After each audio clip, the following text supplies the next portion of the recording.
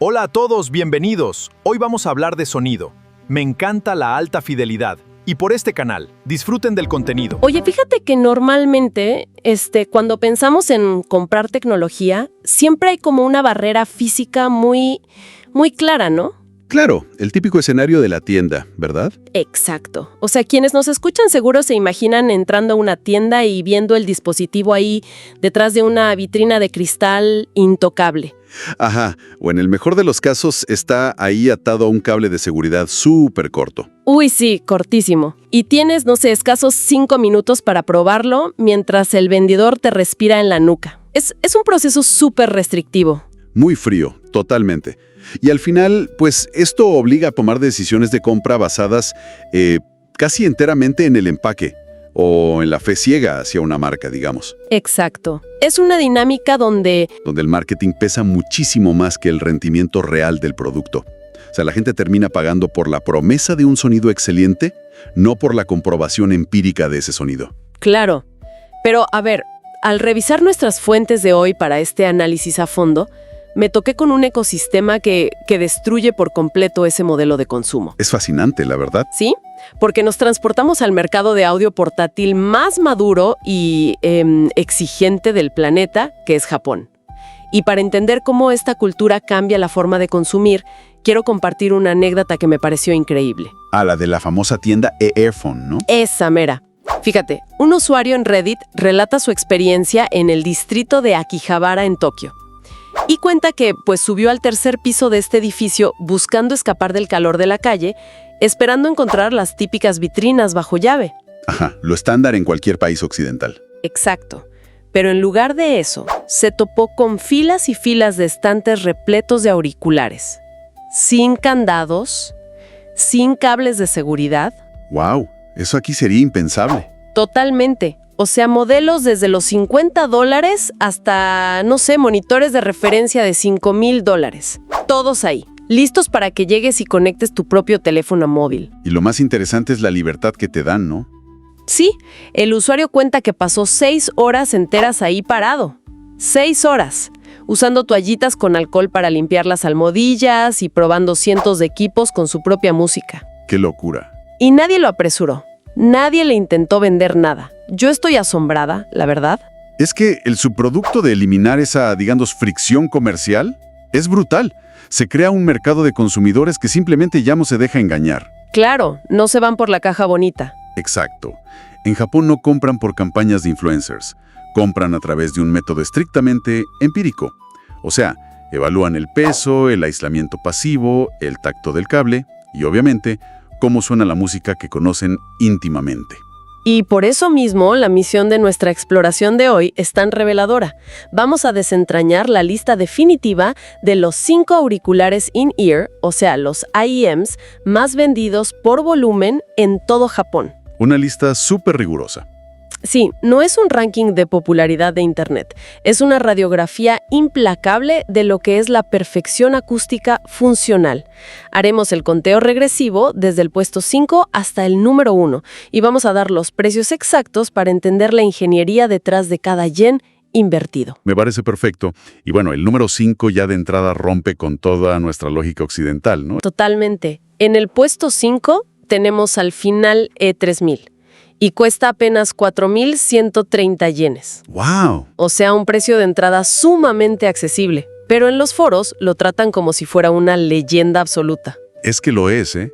La corporación nipona detrás de la marca Final ejecutó una verdadera clase magistral de ingeniería acústica con el E3000. Primero, decidieron hacer el chasis de acero inoxidable pulido. Ajá. Pero no por una cuestión estética, sino porque el acero tiene una densidad específica que suprime las resonancias innecesarias del sonido rebotando por dentro. Claro, evita que suene hueco. Exacto.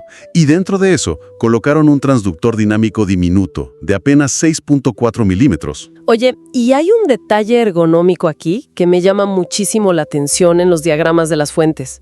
Mencionan una patente llamada Swing Fit. ¡Ah, sí! ¡Una genialidad! Físicamente al oído, no es estática. Exactamente. Y ese es un factor crucial para su éxito. Porque, a ver, los canales auditivos humanos no son líneas rectas perfectas, ¿verdad? No, claro, tienen curvas, son asimétricos. Pues el Swing Fit permite que esta boquilla bascule, o sea, que gire un poco sobre su propio eje. Así que al insertarlo, se ajusta automáticamente a la inclinación anatómica del conducto de la persona. ¡Wow! Como que se alinea solo, digamos. ¿Sí? Y apunta las ondas sonoras directo al tímpano.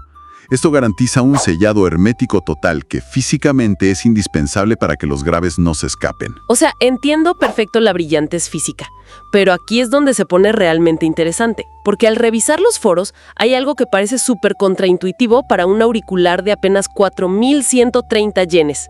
Ajá, lo de la amplificación. Sí, o sea, los usuarios advierten que es inusualmente difícil de alimentar. Si lo conectas directo a un teléfono, el sonido es plano, sin vida, y la ficha técnica dice que tiene una sensibilidad de apenas 100 decibelios por milivatio. ¿Por qué haría en un auricular barato que un teléfono normal casi no puede hacer sonar? Es la paradoja más fascinante del E3000. Mira, piénsalo con esta analogía. Imagina que la sensibilidad del auricular es el peso de un automóvil y el teléfono es el motor. Ok, te sigo. El E3000 es un vehículo pesado diseñado para rodar con una estabilidad asombrosa, pero el pequeño motor de un celular genérico simplemente no tiene el torque necesario para moverlo bien. Claro, le falta energía. Exacto. No hay energía suficiente para excitar el diafragma de manera óptima y darte ese sonido orgánico. O sea que estás obligado a comprar hardware adicional, un amplificador portátil o un DAC externo. En nuestra región, si compras algo barato que exige accesorios caros, vas y lo devuelves a la tienda. Completamente. Pero esto demuestra la madurez del consumidor japonés.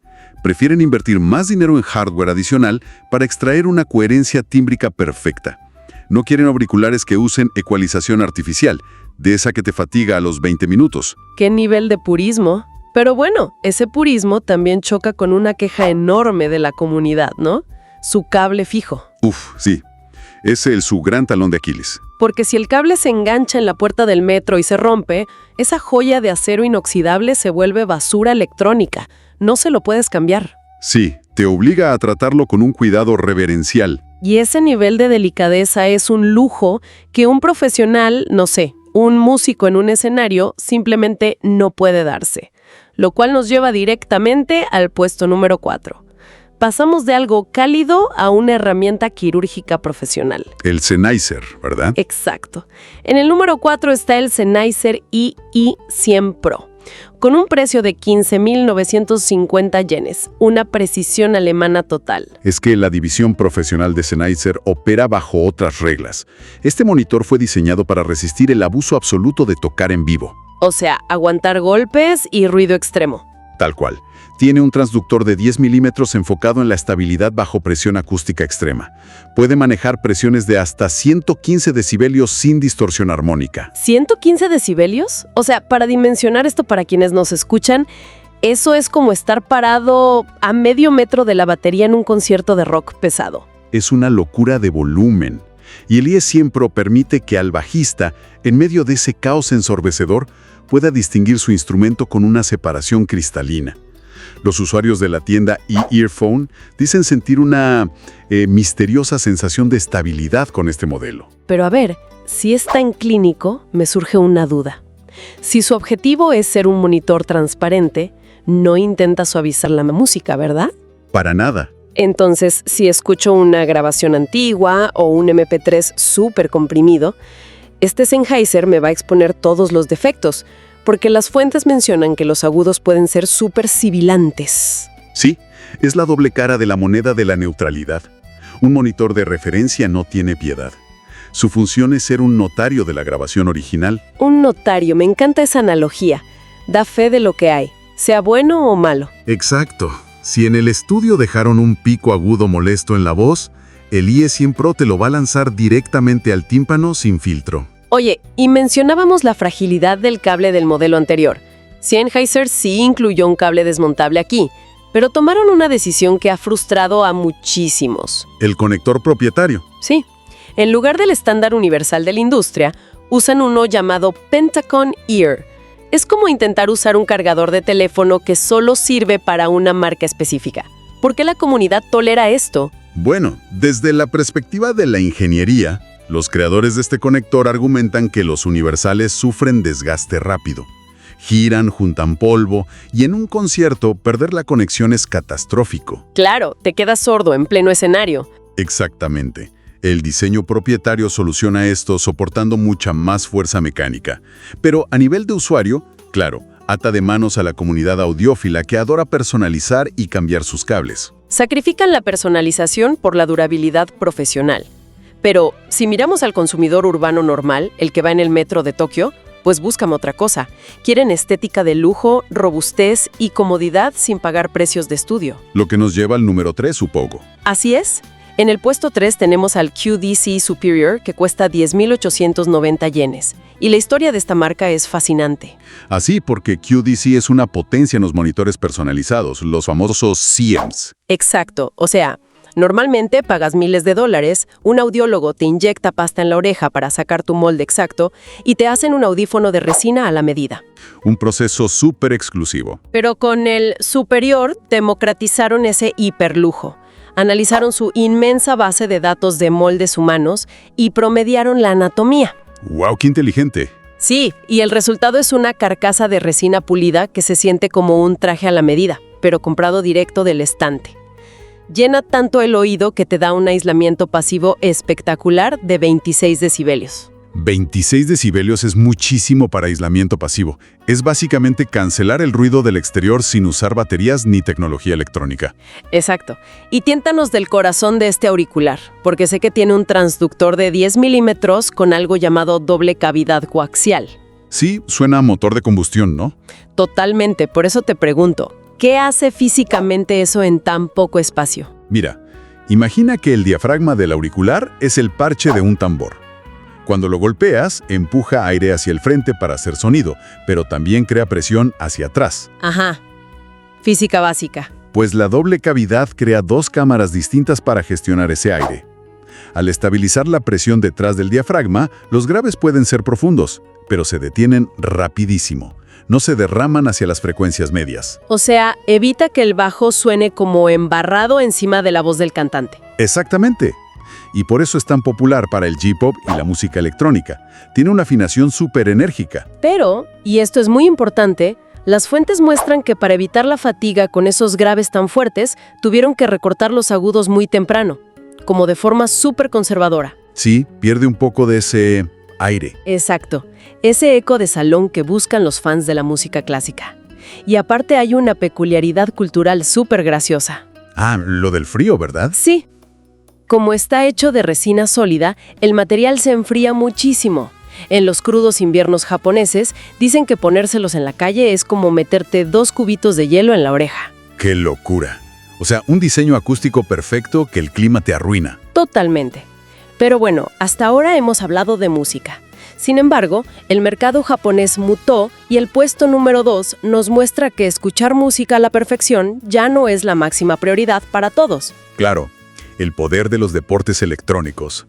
Entramos al territorio de la supervivencia táctica virtual. En la posición número 2 tenemos al Earphone Crazy Raccoon Earphone, con un precio de 8.580 yenes. Y el origen de esto es súper distinto a los demás. Sí, porque esto no lo hicieron ingenieros puristas en un laboratorio, sino que fue diseñado exclusivamente entre la tienda Earphone y el equipo de eSports Crazy Raccoon, que son enormes allá. Pero me genera cierta duda. Porque, los gamers profesionales en Occidente suelen usar estos audífonos gigantes de diadema con software especial. ¿Cómo un audífono tan chiquito, de resina y puramente analógico, da ventaja táctica? La clave está en la distorsión intencional. ¿Cómo así? Mira, estos atletas no buscan fidelidad musical. Necesitan rastrear pisadas y recargas de armas en juegos como Apex Legends o Valorant. Entonces, los ingenieros identificaron en qué frecuencias exactas suenan esos efectos y las inflaron masivamente por hardware. O sea, los subgraves y medio graves. Exacto, lo sienten de forma casi física. Y al hacerlo puramente en el diseño analógico, no usan software de la computadora, así que tienen cero latencia. El sonido viaja sin retraso del servidor directo al tímpano. Ok, entiendo la ventaja de latencia cero para un torneo. Pero, inflando tanto los graves, eso debe destruir la alta fidelidad, ¿no? Si pones una canción acústica ahí, el bajo se debe comer por completo a las guitarras y a la voz. Totalmente. Genera un efecto de enmascaramiento terrible. Y por eso los audiófilos más puristas destrozan a este modelo en las críticas. Me imagino. Lo ven como una aberración de coloración. Pero sus ventas masivas demuestran que el audio cableado ya no es solo para el disfrute musical. Hoy en día es una herramienta de telemetría de supervivencia. Si escuchas los pasos medio segundo antes, ganas miles de dólares. ¡Qué cambio de paradigma tan brutal! Y fíjate que esta obsesión por el posicionamiento espacial nos lleva al rey indiscutible de las ventas, el número 1 de la lista. El dispositivo híbrido definitivo. Así es. El puesto número 1 es el Final VR3000 for Gaming, a un precio de 8.980 yenes. Y tengo que preguntar, ¿por qué un auricular etiquetado for Gaming domina todo el mercado general de consumo? Porque resolvió un problema psicoacústico gigantesco. Este modelo es el rey del consumo híbrido multimedia. Sirve para jugar, pero va mucho más allá. Vamos a desglosarlo. Está hecho de resina ABS superligera, pesa solo 20 gramos y usa un transductor llamado F-Call-DU de 6 milímetros. Pero a ver, para quienes nos escuchen y no saben de audio espacial, ¿por qué unos audífonos convencionales arruinan la ilusión del sonido en 3D? Bueno, el audio estéreo tradicional mezcla todo para que suene dentro de tu cabeza, ¿no? Como comprimido entre las orejas. Ajá. En cambio, las grabaciones binaurales y los motores de realidad virtual calculan cómo rebotaría el sonido en un cuarto real antes de llegar a ti. El problema es que los audífonos normales sufren de algo llamado imperfección de fase. O sea, problemas de tiempo. Exacto. Si el audífono reproduce una frecuencia con un microsegundo de retraso o añade un brillo artificial, tu cerebro inmediatamente dice, esto es falso, es un trozo de plástico en mi oreja. Pierdes la inmersión por completo. Entonces la genialidad del transductor F-Core-DU es su velocidad física. Exacto. Rediseñaron la bobina móvil con un pegamento especial ultraligero. Esto hace que el diafragma reaccione casi instantáneamente y mantiene esa coherencia de fase perfecta. Así engaña al cerebro para que sientas que, no sé, la lluvia realmente cae a 3 metros de tu hombro. Sí, te transporta holográficamente. Y esto causó un fenómeno muy interesante en Japón, porque además de la realidad virtual, se volvió la herramienta de referencia unánime para consumir contenido ASMR. Ah, para dormir. Totalmente. Millones de personas usan el ASMR para relajarse o combatir el insomnio.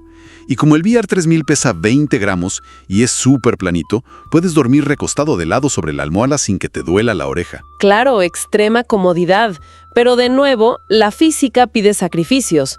Para lograr esa transparencia tridimensional y espacial tan perfecta, los graves tuvieron que dejarse súper neutros y secos, ¿no? Muy secos, porque si el bajo retumba de más, difumina de dónde vienen los demás sonidos. O sea que si alguien compra el campeón de Japón esperando sentir vibrar la electrónica o buscando el impacto del Crazy Raccoon, se va a decepcionar muchísimo. Completamente. Va a encontrar un sonido que le parecerá aburrido o plano, pero es que su propósito es posicionar las cosas en el espacio con una exactitud quirúrgica. ¡Qué fascinante! Y oye, al repasar todo esto y pensando en cómo funcionan las marcas globales que consumimos nosotros, me doy cuenta de un patrón, digamos, contradictorio. Y quiero tu opinión. A ver, dime. Las grandes corporaciones siempre nos bombardean con la idea de que necesitamos auriculares súper complejos, ¿no? Inalámbricos con algoritmos de cancelación activa y que meten 3 o 4 transductores diferentes en cada oreja. Sí, híbridos de armaduras y dinámicos para justificar precios altísimos. Exacto. Pero viendo la lista de los 5 más vendidos en el mercado más educado del mundo, el patrón es clarísimo. Los 5 utilizan un único transductor dinámico. Ese es el gran secreto de Japón. Es la revelación técnica de estas fuentes, desde el baratísimo E3000 hasta el rey VR3000. La arquitectura es lo más clásica posible. ¿Un solo motor de banda ancha? Pero, ¿por qué? Si en teoría, no sé, dividir el trabajo para que un motor haga los graves y otro los agudos debería ser más eficiente. En teoría sí, pero el desafío físico de usar múltiples transductores es que necesita circuitos para dividir esas frecuencias, y esos cruces introducen imperfecciones de tiempo. Las ondas llegan al tímpano con desfases. Volvemos a la coherencia de fase. Exactamente. El consumidor japonés sabe que un violonchelo o una voz a capela solo suenan con un timbre realmente natural y humano si no hay división artificial. O sea, es la diferencia entre tener a un solo músico súper virtuoso tocando todos los instrumentos a la perfección y con un compás impecable, Ajá. frente a tener una banda de 5 músicos increíbles que no logran ponerse de acuerdo en el ritmo. Por muy buenos que sean, si entran a destiempo, la magia se pierde. ¡Qué excelente analogía! Es exactamente eso. Evitar cruces de frecuencias asegura un sonido orgánico inigualable. La sincronía es el alma del audio de alta fidelidad. Claro. Y fíjate que esto me deja con una reflexión súper provocadora después de leer las fuentes de hoy. Porque mientras el resto de la industria tecnológica sigue obsesionada con la obsolescencia programada, Uy, sí, las baterías que mueren a los 2 años. tal cual, y metiendo más y más componentes para cobrar más caro. Los consumidores empíricos nos dicen otra cosa. Nos están diciendo que el futuro de la alta resolución y el formato espacial radica en la simplicidad analógica, ¿no? Estoy convencido de eso. En perfeccionar un solo motor bien afinado y en la comodidad física. Entonces, yo pregunto a quienes nos escuchan, para que se queden dándole vueltas al tema. ¿Llegará el momento en que el resto del mundo tenga que dar un paso atrás y desaprender la idea de que más siempre es mejor? Una pregunta muy pertinente. Confiar menos en el marketing y más en lo que nos dice nuestra propia experiencia, nuestro propio oído. Totalmente. Quizá la próxima vez que necesitemos comprar tecnología, debamos visualizar esos estantes abiertos en Tokio. Agradecemos profundamente a nuestra audiencia por acompañarnos en este análisis a fondo. Sigan cuestionando el mundo tecnológico que nos rodea. Hasta la próxima exploración. Hasta la próxima.